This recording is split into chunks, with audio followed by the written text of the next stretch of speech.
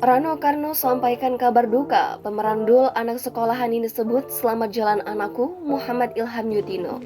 Aktor kawakan Rano Karno dan keluarga saat ini tengah berduka. Sang keponakan Muhammad Ilham Yutino meninggal dunia. Ilham Yutino diketahui adalah putra dari kakak Rano Karno yakni Tino Karno.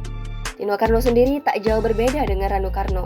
Ia adalah aktor yang kerap berperan dalam banyak film. Kabar duka ini disampaikan langsung oleh Rano Karno di akun Instagram miliknya. Dalam unggahannya, Rano Karno menuliskan kalimat duka cita.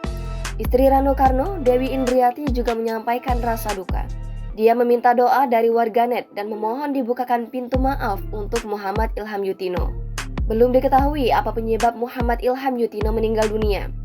Kendati demikian, ungkapan bela sungkawa membanjiri unggahan tersebut.